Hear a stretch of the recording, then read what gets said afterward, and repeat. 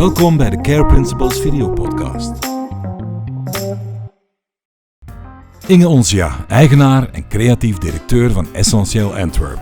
Vandaag is zij te gast in de Care Principles podcast. Inge creëerde in 1999 samen met haar echtgenoot het merk Essentieel Antwerp. De eerste collectie was een lijn van 4 t-shirts in 20 verschillende kleuren. Vandaag is het merk een kleurrijke pret-à-porter collectie voor vrouwen wereldwijd verkrijgbaar. Trouwens, Inge die gaat nooit de deur uit zonder rode lippenstift of hoge hakken. Dag Inge, welkom in de Care Principles podcast. Dag mensen Dag thuis. Isabel. Welkom allemaal en leuk dat jullie kijken.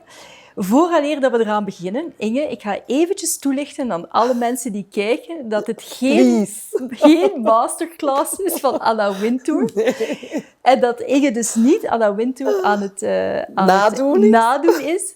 Maar Inge, wat is er gebeurd? Waarom zit je hier met een bril op? Ja, ik ben gisteren geopereerd geweest en ze hebben mij een nieuwe lens gestoken. En ik kan absoluut niet zonder zonnebril door al het licht. Dus sorry. Die hond was mij ook zo aan het aanstaren van, wie is dat? Wie zit die daar? Voor de mensen die alleen maar luisteren, die niet kijken, er zit inderdaad een hond in deze podcast en jullie zijn gewaarschuwd, die kan ook gaan snurken.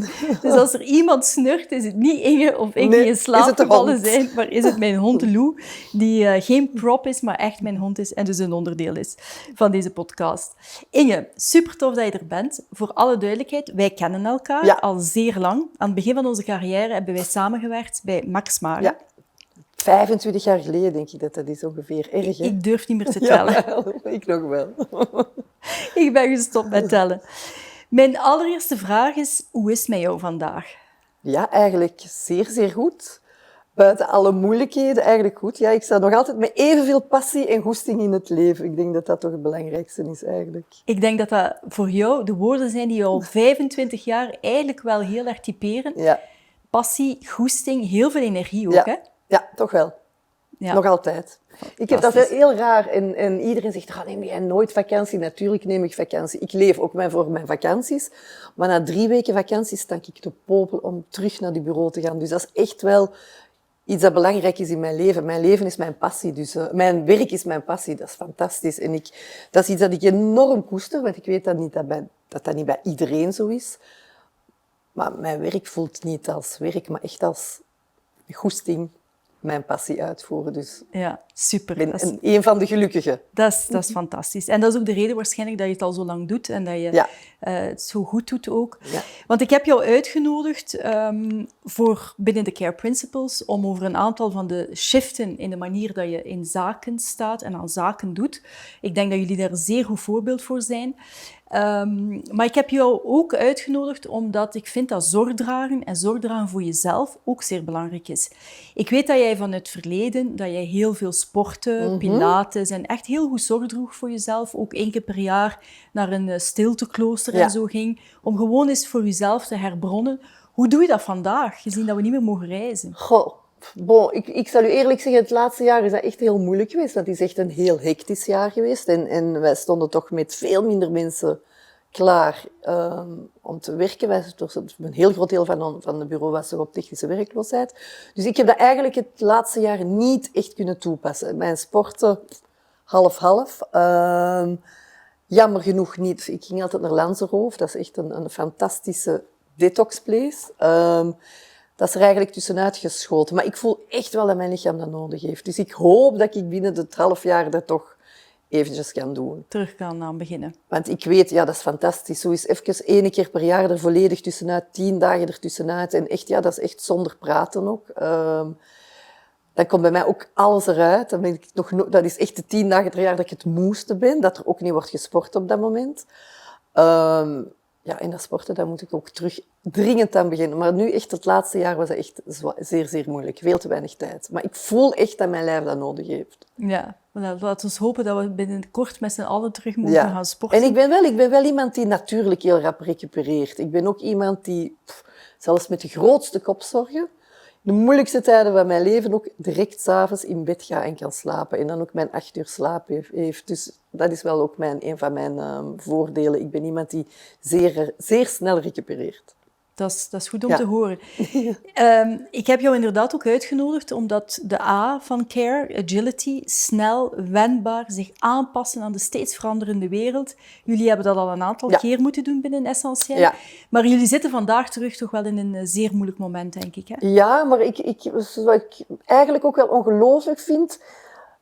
Ik vond dat is echt een heel moeilijke tijd geweest, maar ook een enorme exciting tijd. Wij hebben echt, ik zeg altijd zo, Isabel, als je met je rug tegen de muur staat omdat je niet verder kan, dan moet je uitwegen zoeken. En ik vind, wij bij Essentieel, wij zijn de profs bij schakelen. Wij kunnen enorm snel schakelen. Sven is ook iemand die enorm hard durft schakelen. Dat is iemand die extreem toch zware beslissingen kan nemen en daar absoluut niet bang voor is. Heeft hij altijd gedaan. Ik weet nog, dat is ook zoals als wij begonnen vroeger van... Ik denk dat wij een jaar ons t-shirten deden en dan was het oké, laten we een winkel open doen. Ik was meer zo de Vlaamse nuchterheid van een winkel, moet dat nu echt... Dus Sven is echt altijd wel iemand geweest die mij echt heeft gepusht om mee die beslissingen te nemen. En nu was dat juist hetzelfde. Wij hebben enorm snel geschakeld bij de eerste lockdown. Wij hebben echt gezegd, oké, ik weet, de lockdown was denk ik in april. Wij hadden juist onze orders voor het volgende seizoen klaarstaan. En wij hebben echt gezegd, oké, we doen de helft niet. We schrappen de helft. Wij hebben ook voor de helft van onze wholesalers geschrapt. Gezegd, oké, we gaan niet meer leveren. Waarom hebben jullie dat beslist? Want de meeste bedrijven zouden denken, dat is omzet, dat zijn klanten, dat zijn winkels die ons merk vertegenwoordigen. Ja, maar het wordt maar ook 3 of 4 maanden later geleverd. Het grote probleem, wat gebeurt er in die 3, 4, 5, 6 maanden tussen die eerste lockdown en nu die tweede? Enorm veel faillissementen. Londen... Ik kan nu zelfs mijn kleren zijn niet leverbaar naar Londen. Met die Brexit er ook nog eens bij. Dus wij zitten ook altijd met een stok die ook binnen een paar maanden ook niks meer waard is. Dat is zeer tijdslimiet. Ja.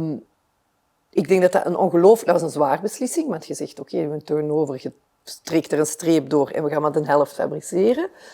Maar dat was een fantastische keuze. Want op het moment dat wij leverden, waren er heel veel winkels die al ten eerste betalingsproblemen hadden, die niet meer konden betalen.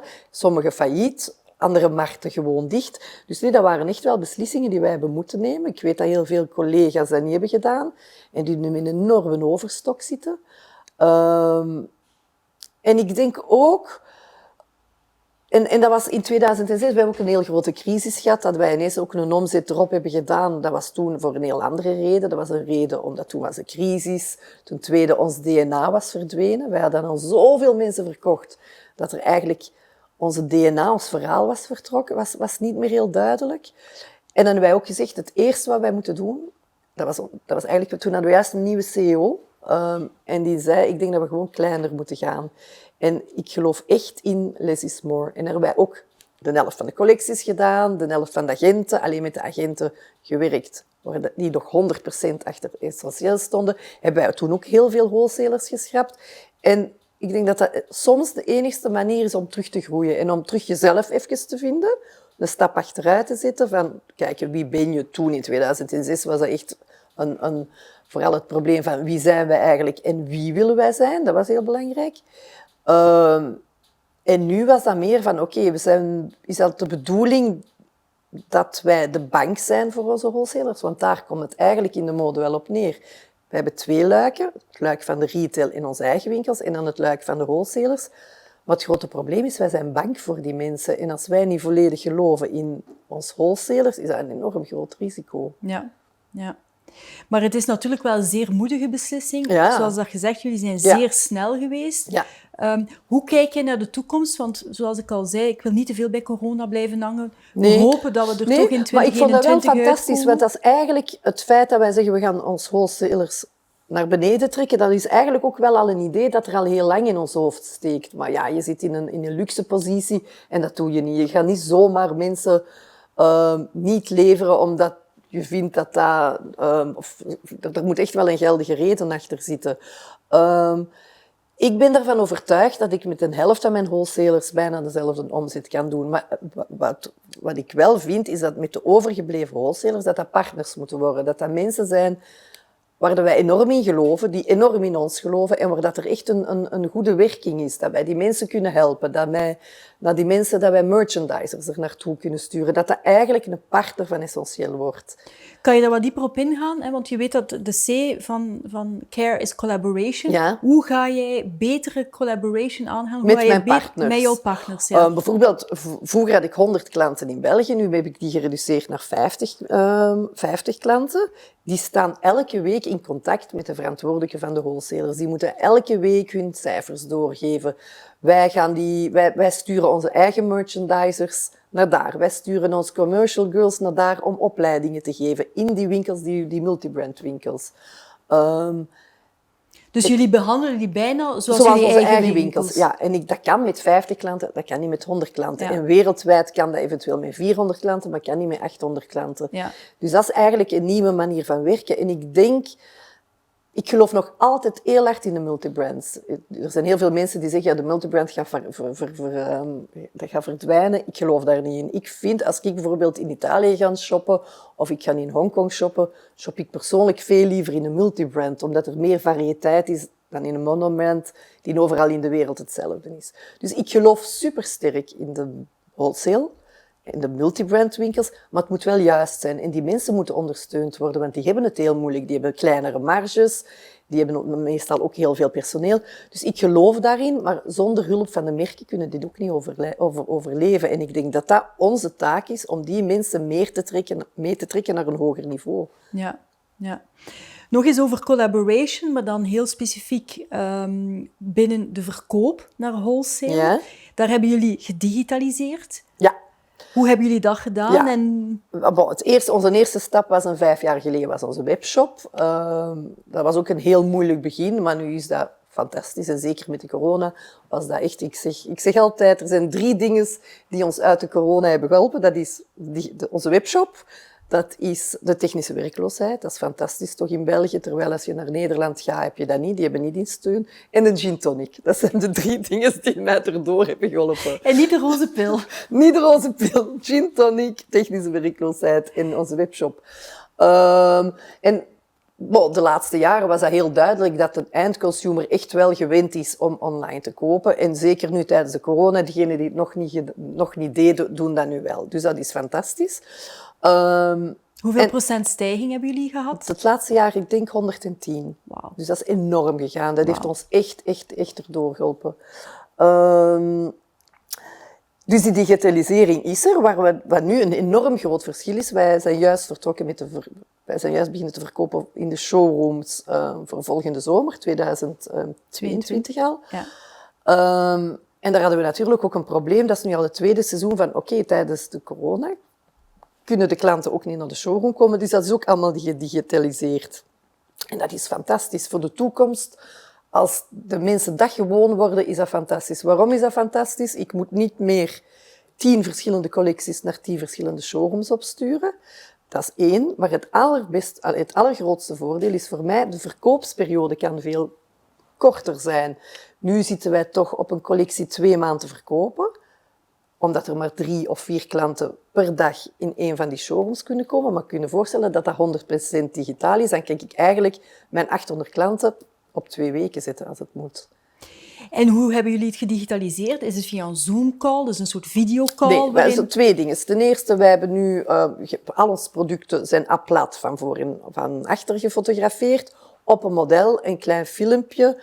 Dan enorm veel fotomateriaal en ook een défilé digitaal. En dat wordt overal opgestuurd. Voor de meeste, de professionele multibrands heeft niks meer nodig. Die gaan op Your, dat is een soort programma. En die kopen, zoals op een andere webshop, kopen die gewoon hun collectie aan.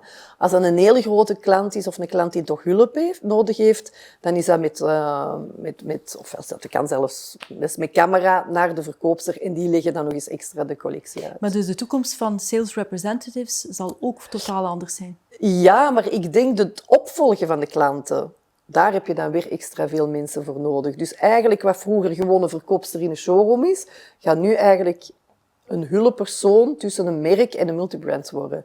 Iemand die elke week met die mensen aan de lijn zit.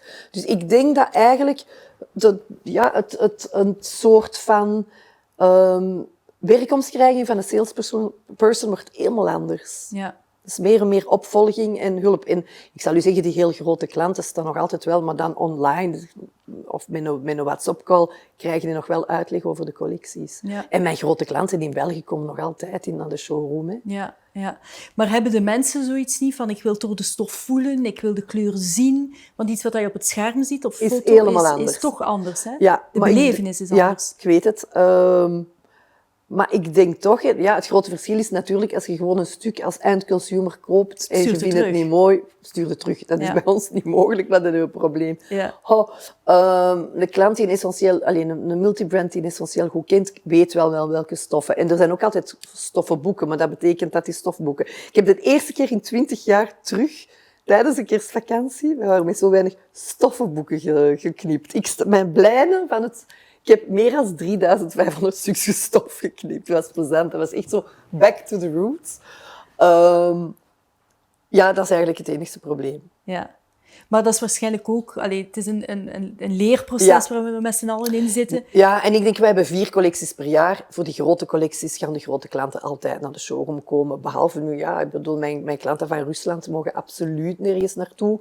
Dus die kunnen tenminste nu toch nog kopen. Die kleinere tussencollecties, die gaan doe ik eigenlijk alleen maar digitaal. Daar kunnen ze zelfs niet meer naar de showroom komen. Dus het is een investering en ook qua enorm, organisatie. Ja, organisatie. Want jullie moeten de stukken toch binnen hebben op voorhand? Tuurlijk. In de oude wereld, zal ik maar zeggen, kwam dat vaak net binnen. Ja, nog altijd. Nog altijd. Normaal, zeker nu, zelfs tijdens de corona is dat een maand te laat gekomen. Normaal had ik eigenlijk ongeveer een week, 10 dagen nodig nog om een workshop te doen, te prijzen, aan te passen, zelf aan te kopen. Want wij kopen eigenlijk eerst de collectie voor onze eigen winkels aan. En alles wat wij niet kopen, wordt ook niet meer aangeboden aan de multibrands. Nu hebben wij daar toch een maand op gewerkt. Dus van het moment dat je dat digitaal in orde moet brengen, heb de eerste voorbereiding is niet meer een week, 10 dagen, maar dat wordt een maand. Maar dus dat betekent ook dat jij volledige andere skills intern nodig hebt. Dus dat jouw werknemers, dat daar ook een enorme shift in zit. Ja. Wat voor type mensen? Ja, ik heb bijvoorbeeld nu een professionele fotograaf aangenomen, Valeria. Daarvoor had ik dat nooit nodig. Nu, dat is degene die de laatste maand het hardst heeft gewerkt. Ja. Voor zowel naar B2C als naar B2B, alles te digitaliseren, te fotograferen en zo. Maar anderzijds is dat ook super exciting. En voor ons is dat ook een nieuwe vibe. Nee, I love it. Het is heel veel werk, heel veel voorbereiding, maar het is wel heel plezant ook. En hoe hou je de moed erin met jouw werknemers? Want velen zitten op technische werkloosheid of zaten op technische werkloosheid. Ja, en bij ons nog altijd. En ik bekijk dat echt week per week. Bij ons is het echt oké. In welk department heb ik nu voor de volgende 2 weken mensen nodig? Probeer dat af te wisselen. Nee, dat is een hele zware. Ik bedoel, iedereen zegt, ik vond het zo moeilijk, de corona. Ik heb dat eigenlijk niet echt gevoeld. Ik ben elke dag gaan werken. Dus voor mij is er qua workload, buiten dat veel meer workload was, heeft er niks veranderd. Maar jij ging ook nog echt naar je kantoor? Ja, mijn grote probleem is, ik moet mijn stalen zien, ik moet op die stalen werken. Mijn collectie moest ook verder gemaakt worden. Ik kon niet stoppen, dus tijdens de COVID hebben wij er 2 gemaakt. Ja. Dus dat is niet een team dat normaal met 20 man is, heb ik nu met 3 mensen gedaan. Okay. Dan moet ik ook wel zeggen dat wij hebben ook mensen moeten laten gaan. Dat is vreselijk, want sommige mensen waren echt al heel lang bij ons.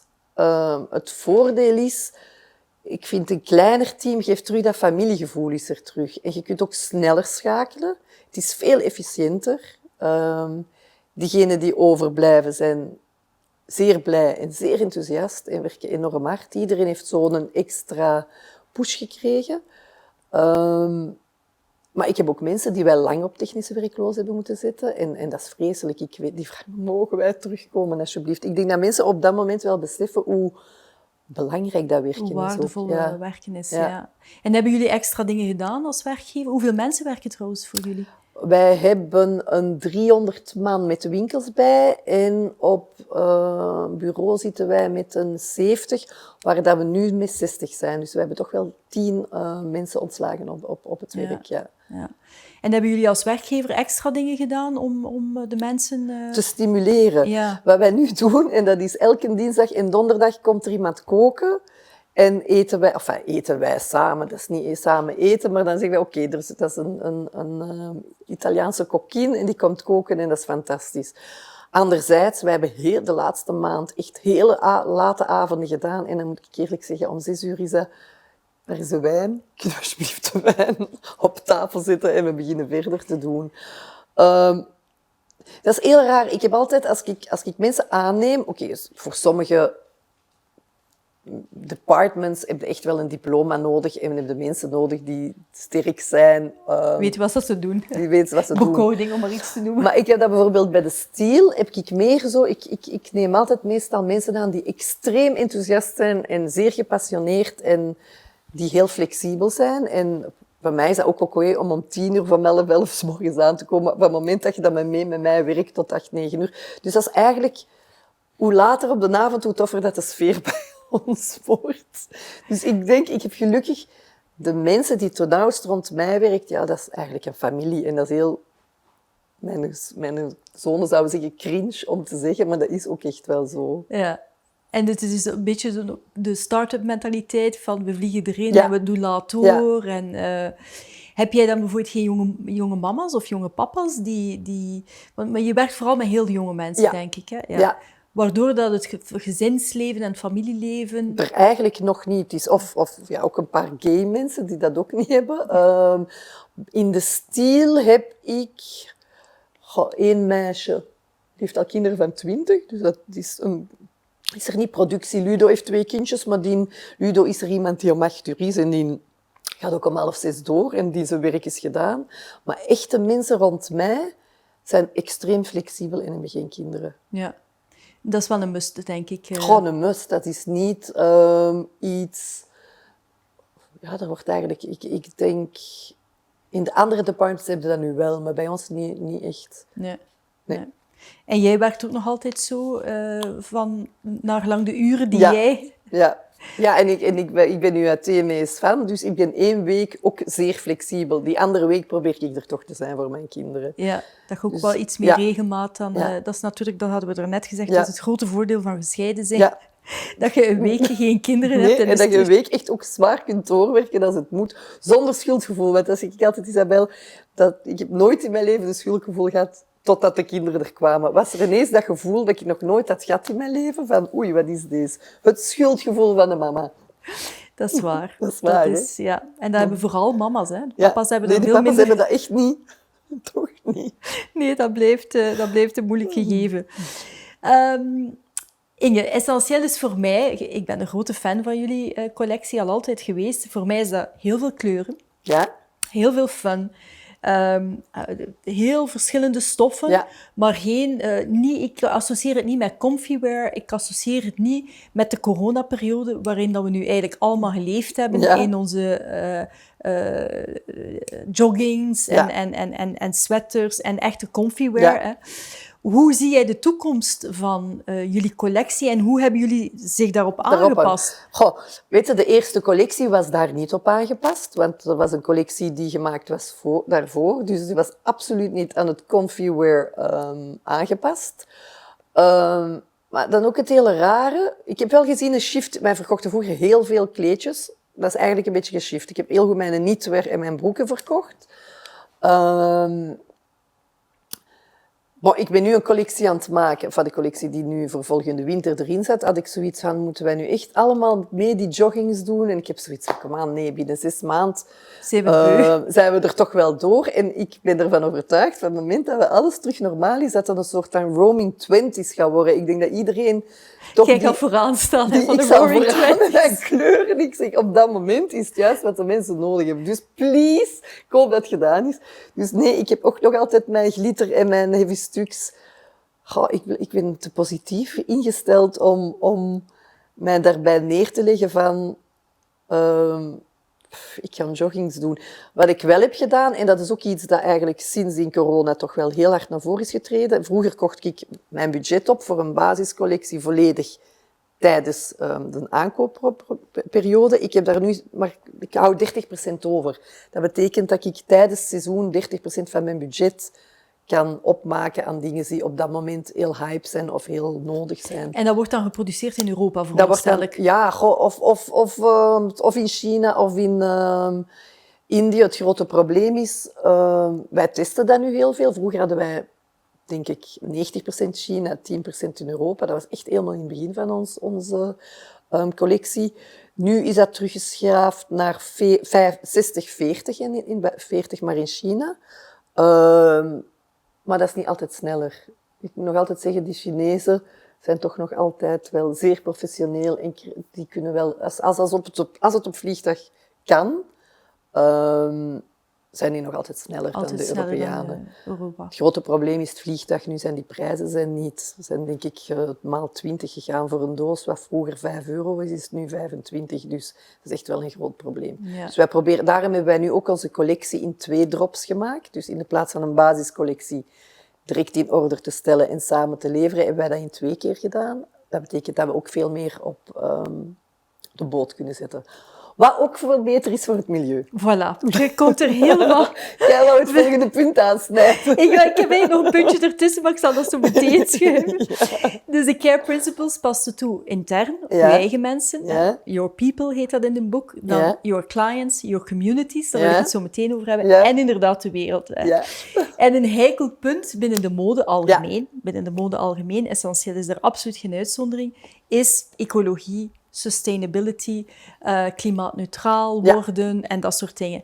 Ik heb in de voorbereiding van dit interview, heb ik daar eigenlijk bijna niks over gevonden. Ik weet het. Ja. Dat is een moeilijke. Nee, dat is geen moeilijke. Wij dachten altijd dat dat altijd een moeilijk was.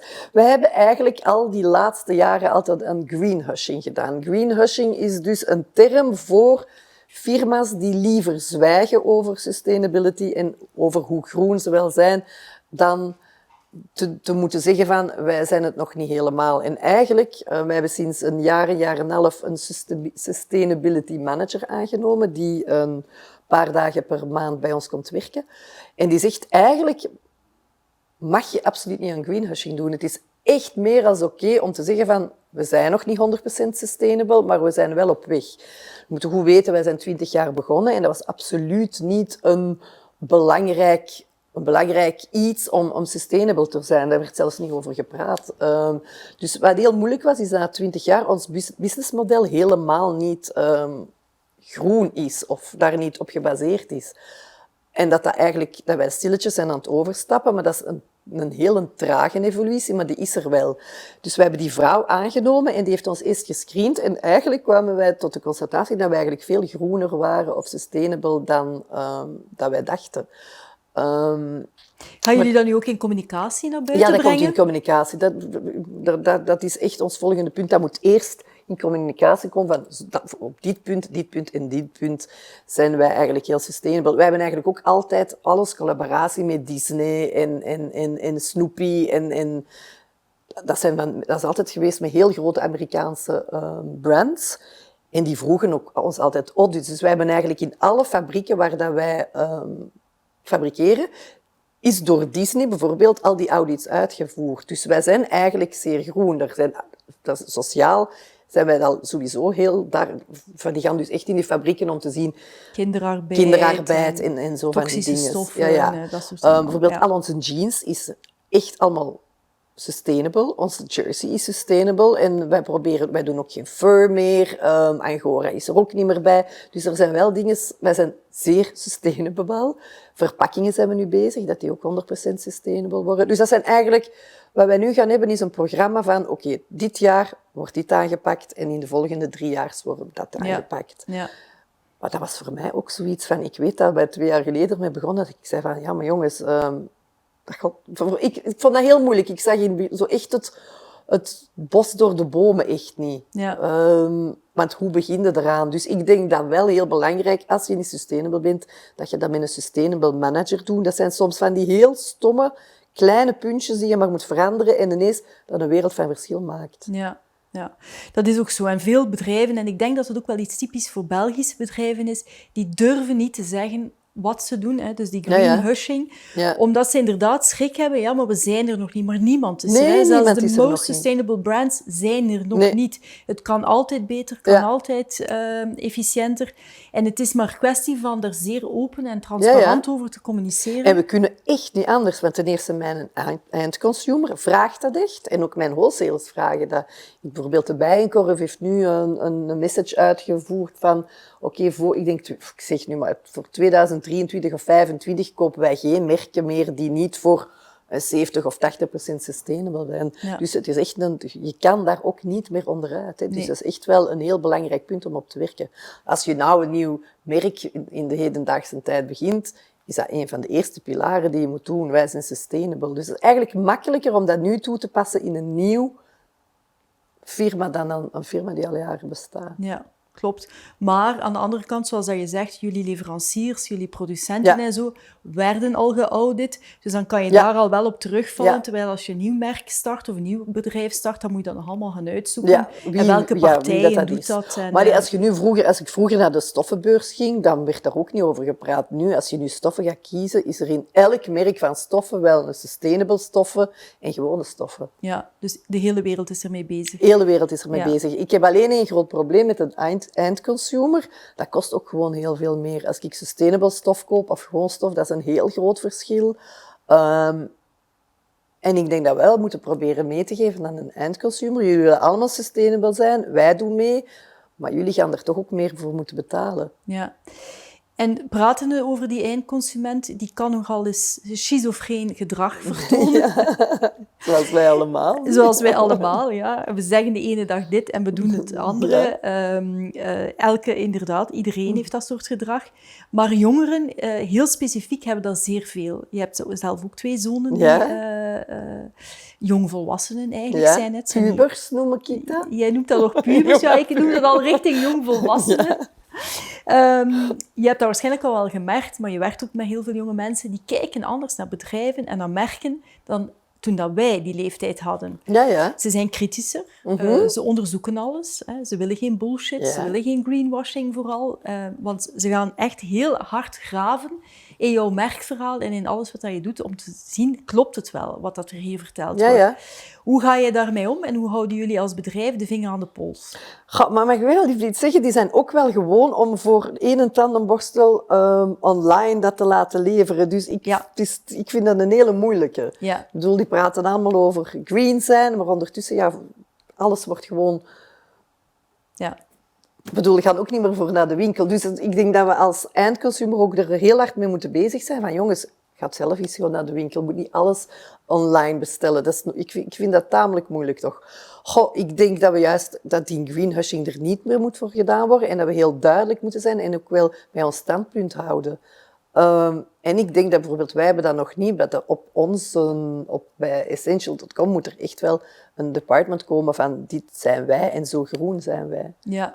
En naast het ecologische verhaal, hoe houden jullie de vinger aan de pols qua trends, qua mode? Weet je, ik werk met heel veel stagiaires. We hebben het geluk dat er altijd een heel groot aanbod is van stagiairen en ik vind dat fantastisch om met jonge mensen rond mij te werken. Ik ben echt de oudste op bureau. Dat was echt niet zo in het begin. Ik ben echt de alleroudste. Is dat van die ouder dan jou? Ja, alleen buiten is vandaan. Die is een jaar. Ben je niet de oudste? Nee, die is een jaar. Maar ik bedoel, in de stijl ben ik echt de oudste. En ik vind dat zo belangrijk. Mijn art director Tom, ik dacht dat hij ook nog heel jong was, tot ik ineens zei, maar zit jij ook toch al in de 40? Maar die is ook begonnen bij mij in de 20. Mijn marketing director is 25 jaar. Dus dat is super jong. En ik kom van een marketing director van 50 jaar. Ja. En dat was een vrouw, die was fantastisch. Die kwam van Sephora in Parijs met enorm veel ervaring. En dan staat er ineens een van 26 jaar en ik heb daar veel meer aan. Want ik vind, qua marketing, qua mode, je moet je gewoon omringen door jonge mensen. En ik denk, als je je niet omringt door jonge mensen, dan ben je dood. Dan ga je echt heel belangrijk is.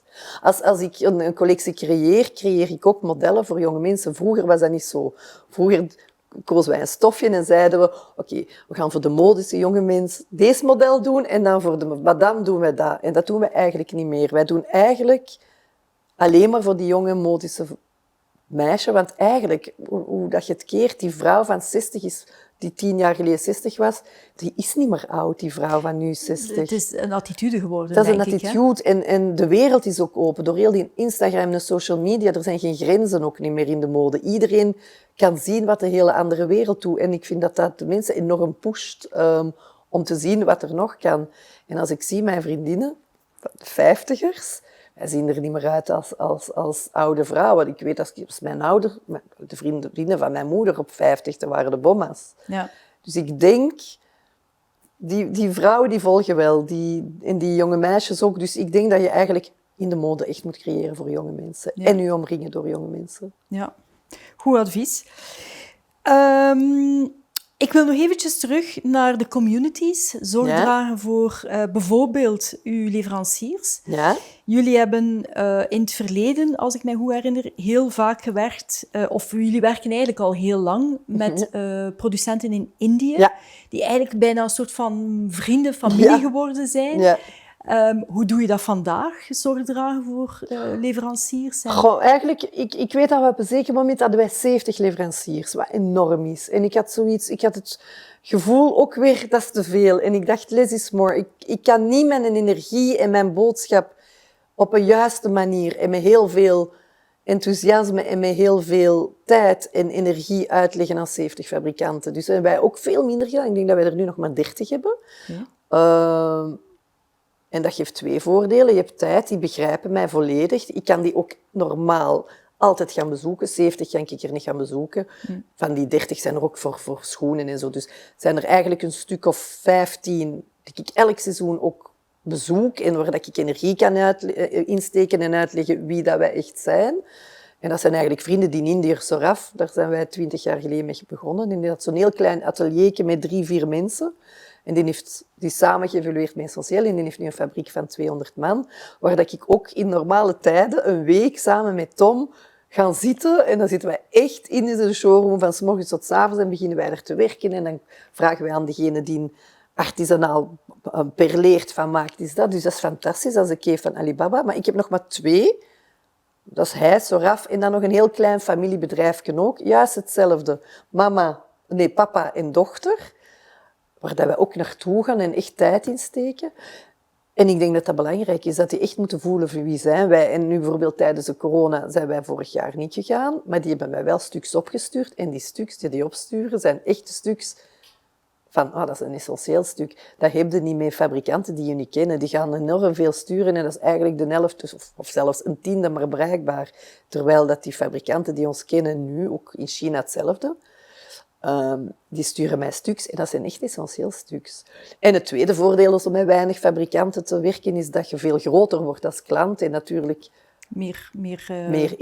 Ik weet het, er is sowieso een taart die moet verdeeld worden. Als ik die in 70 stuks moet... want ik had vandaag ook een fabrikant die zei, kunnen we niet samenwerken? Ik zeg, dat is niet omdat je niet slecht bent, maar ik heb maar een taartje en ik moet dat verdelen. En als ik aan u iets geef, moet ik er van iemand anders afnemen en dat is niet de bedoeling. Ik ga sowieso niet meer maken, want wij hebben nu beslist om echt veel minder te beginnen en à fur et à mesure tijdens het seizoen bij te produceren.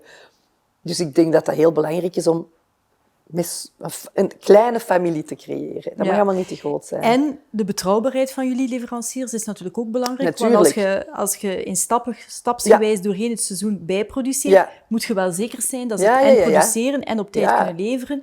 En dat het in jullie winkels ligt. Dus vandaar... En ik ben bij die fabrikanten ook wel een grote klant. Dus ik kom van voor aan de productielijn en niet van achter aan de productielijn te staan. Dat is ook superbelangrijk. Ja. Ik zie het al, the future is bright in jouw ogen. The future is pink and bright en alles dat je wil. Heb jij, Inge, voor de luisteraars en de kijkers van deze podcast, heb jij een aantal adviezen, tips en tricks waarvan dat jij zegt van kijk, iedereen kan dat kopiëren van Essentiel. Dat is echt niet eigen aan ons, dat is echt niet eigen aan onze sector. Doe dit of doe dat of probeer het zo eens of zo. Kan jij een aantal adviezen geven? Ja, maar ik denk passie. Ik denk zonder passie moet je absoluut niet beginnen. Ik denk dat je een werk goed kunt doen als het niet als werk voelt. Dat je echt gepassioneerd met iets bezig bent. En ik denk duidelijk zijn. Ik denk dat dat zo belangrijk is. Beter met iets kleins beginnen, maar dat duidelijk is, dan te groot. En vooral met het idee van, you cannot please everybody. Dat was in het begin van 2000 tot 2005 en 2006, waar wij iedereen pleasen en iedereen die iets vroeg deden wij. En wij deden maar op en op den duur heb je geen imago meer. Dus ik denk dat klein blijven en een heel sterk imago en stick to it, dat het gemakkelijkste, dat het belangrijkste is. Dus eigenlijk... En green zijn. En green zijn. Green, dus passionate en klein. Uw eigen DNA heel goed kennen is wel een belangrijke daarin. Hè? En dat was heel grappig, want in 2006, als wij die nieuwe CEO, die vroeg aan ons, wat is jullie mission, vision, value? En we hadden echt zoiets van, wat zeg je nu? Wie zijn jullie concurrenten? Dus daar kwam, denk ik, met een stuk of 10 vragen en wij konden er niet op antwoorden. En wij hadden echt zoiets van, mensen, met wat zijn wij bezig? En ik denk dat gewaar worden van wie ben je en waar wil je naartoe, dat eigenlijk het belangrijkste is. En dat is echt onze redding geweest. En ik denk dat dat nu opnieuw is. Was dat een moeilijke oefening om een externe CEO in een familiebedrijf te brengen? Ja, toch wel. Want ik denk dat er 3 of 4 zijn geweest. En dat was een man, dat was echt zo... Wij kwamen ook met alles problemen naar hem. Die kwam van de telefonie, dus van iets heel anders. En dat was fantastisch. Daarvoor hadden wij mensen die ook van de mode kwamen en dat ging niet. Ik bedoel, dat moet ontkoppeld worden. Want dat creatieve en weten wat wij willen, creatief en op modevlak, dat was absoluut geen probleem. Dus het was heel belangrijk om iemand te vinden die zich kon loskoppelen en heel sterk was in zijn ding. En halleluja dat hij gekomen is. En hij was zo goed dat op een zeker moment in zijn eigen heeft weggewerkt eigenlijk. Oké, dus die is er niet meer? Die is er niet meer, nee. En dus... op een zeker moment, die heeft dus in de departments allemaal heel sterke mensen gecreëerd. Dat was ook de bedoeling, hoor. Die heeft alles gerestructureerd. En zoveel sterke mensen per department gezet, dat die eigenlijk op een zeker moment overbodig was. Wauw. Ja. Dat is een mooi voorbeeld. Ja, dat is een mooi voorbeeld. Super. Ja. Ik denk niet dat jij snel overbodig zal worden in jouw eigen bedrijf. Ik denk dat is mijn grote probleem. Als ik ooit wil verkopen, ja, dat gaat niet. Nee, maar ik wil nog niet verkopen. Want op een zeker moment, vorig jaar, hadden wij ook zoiets van... we willen partners vinden voor de expansie naar het buitenland. En als chance hebben we dat niet hebben gedaan. Want als je een deel wordt van een heel grote company, had ik niet zo vlug kunnen schakelen als we nu hebben gedaan. Nee, dat is en hadden we waar. er niet doorgekomen. Maar jullie verkopen wel wereldwijd. Ja. Jullie zijn nu bijvoorbeeld in Korea met een mooi verhaal bezig. Ja. Was succes van Essentiel in dat soort landen bijvoorbeeld? Goh, ik denk dat het plaatje heel mooi is. Ik denk dat het volledig beeld heel mooi is. Niet mooi, sommige mensen gaan dat niet mooi vinden, maar heel duidelijk is van de collectie en dan ons eigen winkels met ons eigen interieur. En dat is eigenlijk wat die mensen hebben aangesproken. Die zegt, je komt een winkel van Essentiel binnen en het plaatje is correct en het klopt. En Isabel, dat weet jij, want wij hebben samen vroeger bij Max Mara gewerkt. En ik denk daar nog altijd enorm veel aan terug, hoe gestructureerd, geolied machine dat was. En dat heeft mij enorm geholpen. Dat spreek ik in de jaren 90, hè. Dat was Max Mara in de jaren 90. En alles was toen al ook gedigitaliseerd. Gedigitaliseerd. Wij werkten al op computers. En ik weet dat er waren ook labos, al die merchandising was overal, ik weet nog, in elke winkel van Max Mara werd in dezelfde week dezelfde etalage gezet. Die waren enorm voor, Avant la Lettre, die waren enorm voor op andere merken. Ja. Ja. En dat plaatje, dat klopte ook. Absoluut. Wij zijn niet helemaal anders, maar ik denk dat dat het belangrijkste is. Dat plaatje klopt. Ja. Dus het komt eigenlijk toch altijd weer terug over het DNA van het bedrijf, het DNA van een merk heel goed vastpakken. Maar in jullie geval is er dan altijd weer vernieuwing in brengen. Ja. En jezelf ook uitvinden, want wij zijn gekend voor de heel veel prints en een mix en match van de prints. En ik had zo het laatste seizoen met Tom ervan, dat komt soms een beetje oudbollig over. We moeten een nieuwe manier vinden om ons prints anders te presenteren. En dat hebben wij nu ook gevonden in de showroom. Dat is ook een heel andere presentatie. En ik kom nu binnen de showroom en zeg, wat is er gebeurd? Het is helemaal anders. Het zijn nog altijd diezelfde prints, maar het is gewoon in de presentatie dat veranderd is. En in de plaats van een mix en match van printen zijn dat nu van kleuren. Dus de colorblock, dat 10 jaar geleden ook in was, zit er bij ons ook nu terug in. Dus ik denk dat je gewoon... Het zijn eigenlijk maar heel kleine tunings van je vaste DNA en dan kun je eigenlijk oneindig spelen. Oneindig mee doorgaan. Ja. Fantastisch. Inge, wat mag ik jou nog wensen voor de toekomst? 10 dagen in Lanzarote met een detox, please. Dat is al. Laten we daarbij eindigen. Ik vind dat een mooi einde om jou te wensen dat jij op vakantie mag vertrekken, dat je er in een detox mag gaan. Ja. Dat je terug heel goed kan zien. Ja. Dat je niet meer zoals à la Winter moet rondlopen. Nee, zeg, erg. Dus echt, ik loop niet zo rond. Hè. Het is ook heel slecht. Je bent na 25 jaar geen diva geworden die alleen nog met een bril met een bril. Het is echt, mijn oog is geopereerd. Dat is trouwens fantastisch. Een nieuw lens zetten, kun je dat voorstellen? Ja, dat is ongelooflijk. En dan ga je... Normaal zie ik volgende week perfect, maar ik moet mijn andere oog nu nog doen. Hè. Oké. En jouw ogen waren te slecht geworden? Ik kon niet meer zien van ver en niet dicht. En ik ben slecht met brillen, die vliegen bij mij overal. Oké. Dus Wauw. voilà. Het is wel een spannende ingreep natuurlijk. Nee, dat viel 10 minuten. Oei, ja. Oké. Dus voilà. Volgende podcast met film is zonder bril. Sorry. Inge, super bedankt om hier te zijn. Met veel Geweldig dat je in toch de huidige toestand de tijd wil nemen om langs te komen. Ik heb dat enorm geapprecieerd. Dat is met veel plezier. En dankjewel voor de kijkers om aanwezig te zijn en te kijken naar deze aflevering van de Care Principles podcast. Dankjewel. The CARE Principles strives to become a platform of strategic inspiration and education with a focus on positive change. Check it out on thecareprinciples.com.